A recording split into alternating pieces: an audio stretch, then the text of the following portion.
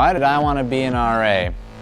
I think it's important to have a job. I had an RA who was pretty awesome, and we had a really good community. Part of that was because of my RA. I like to care about people and check in on people and see how they're doing. And he one day was, hey, apply to be an RA. He's like, I think you'd be good at this. You see how other people are doing, I'm gonna take this away. This made me look like a terrible human being. Turns out he was right, and here I am. The most rewarding part of my position is when someone comes to me to ask for advice or ask for help. One night, I was just in my room doing homework when I hear a knock on my door. A resident down the hall, and she says, Eunice, I need your help. It's this really crazy paper that I have to do. And I'm like, okay, come in. Because it shows that they trust me and see me as a source of It ends up being like an hour session of her explaining her argument to me and seeing if it makes sense. And I completely forgotten about that day when a couple of days later, I found a letter tucked under my door, and it was actually a thank you note.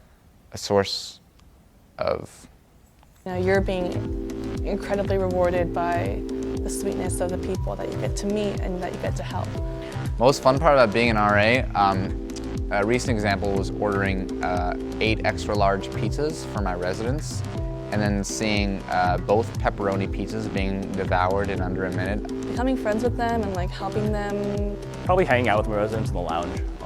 I do that a lot. And getting to sit down and eat food with my residents in like a small room somewhere and just hanging out. My coworkers, They're really chill. I think our team is pretty chill. They're a goofy bunch, and I think that they're especially goofy when we're all together because we all know what we're going through together. they're a very diverse bunch.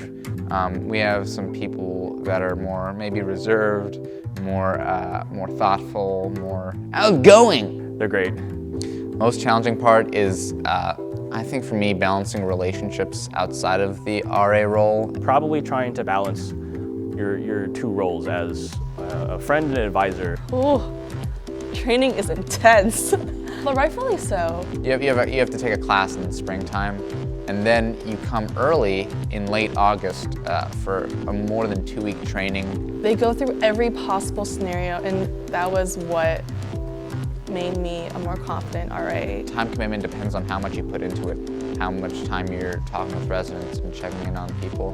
What's nice is that you can control that. You can trade with other people and your staff. I would say on average, 8 hours a week, 10 hours a week, something like that.